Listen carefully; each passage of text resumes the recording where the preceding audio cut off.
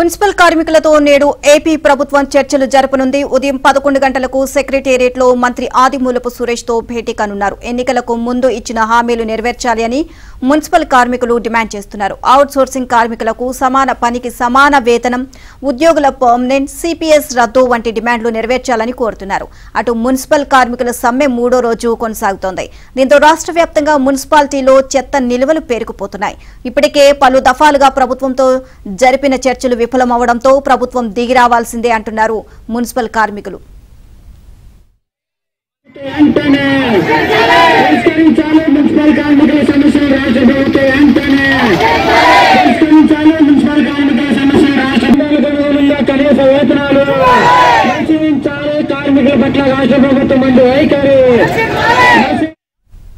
ఇదే అంశానికి సంబంధించి మరిన్ని అప్డేట్స్ మా కరెస్పాండెంట్ ప్రసాద్ అడిగి తెలుసుకుందాం. ప్రసాద్, మున్సిపల్ కార్మికులతో ఈ రోజు ప్రభుత్వంతో ఇద్దరితో చర్చలు అయితే జరపనున్నారు. దీనికి సంబంధించి అంటే గతంలో కూడా చర్చలు జరిపారు, విఫలమయ్యాయి.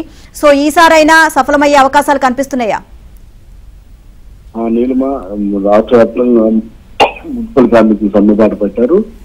ఈ రోజు 3వ రోజు కూడా చేరుకోవడంతో చాలా చోట్ల కూడా రోడ్ల వెంటనే అలాగే నివాసాల మధ్య చెత్త పేరుకుపోయిన పరిస్థితి. దీంతో అనారోగ్య ఇబ్బందులు వస్తాయని చెప్పేసి కూడా ఆందోళన చెందుతున్న పరిస్థితి. ఎందుకంటే గతంలో జగన్మోహన్ రెడ్డి ఇచ్చిన హామీని అమలు చేయాలంటూ అదే కాంట్రాక్ట్ కార్మికులు కూడా పర్మనెంట్ చేస్తామని ఎన్నికల సమయంలో ఊరూరా ఓదరగొట్టిన గతంగా కూడా ఇప్పుడు జగన్మోహన్ రెడ్డి చేసిన హామీలు కూడా గుర్తు చేస్తున్న పరిస్థితి. దీనికి సంబంధించి ప్రభుత్వం నుంచి కూడా విజ్ఞప్తులు చేసినా కూడా కార్మికులు ప్రభుత్వం తమను మోసం చేసి ముఖ్యంగా జగన్మోహన్ రెడ్డి మాటలంటే ఈ రోజు అన్యాయం ఆవేదన వ్యక్తం చేస్తూ వాళ్ళు సమ్మెకు దిగారు. అయితే ప్రభుత్వ పరంగా చర్చలకు ఈ రోజు ఆహ్వానించారు. ప్రధానంగా మున్సిపల్ శాఖ మంత్రి ఆదిమూలపు సురేష్ ఆధ్వర్యంలో మరి కొంతమంది అధికారులు కూడా ఈ చర్చల్లో పాల్గొనే అవకాశం ఉంది. దీనికి సంబంధించి మున్సిపల్ కార్మిక సంఘాలు కూడా ఆహ్వానించారు. ఈ రోజు సచివాలయంలో దీనికి సంబంధించి భేటీ కానున్నారు. ప్రధానంగా ఎన్నికల సమయంలో వారికి సమాన పనికి సమాన వేతనంతో పాటు కాంట్రాక్ట్ మున్సిపల్ వర్కర్లు కూడా పూర్తిస్థాయి పర్మనెంట్ చేస్తామని, అన్ని రకాల సదుపాయాలు కల్పిస్తామంటూ హామీ ఇచ్చిన పరిస్థితి ఉంది. ఈ పరిణామాల నేపథ్యంలో వాటిని ప్రధానంగా చర్చించే అవకాశం ఉంది.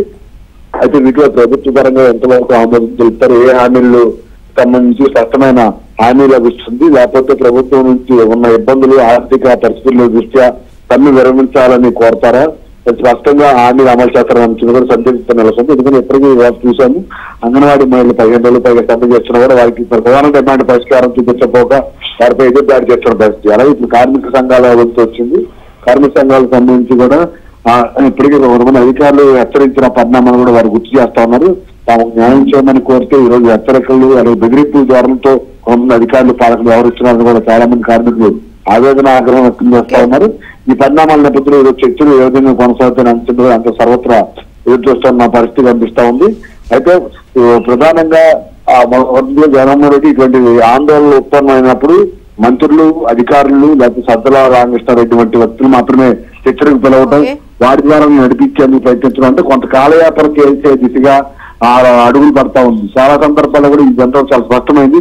చివరికి జగన్మోహన్ రెడ్డికి ఈ విషయమే తెలవదు అన్నట్టుగా తర్వాత మంత్రులు, అధికారులు ప్రకటించడం, చివరి నిమిషంలో మళ్ళీ జగన్మోహన్ రెడ్డికి చెట్టులు గతంలో ఉద్యోగ సంఘాల సందర్భంలో కూడా మనం చాలా సార్లు చూసిన పరిస్థితి.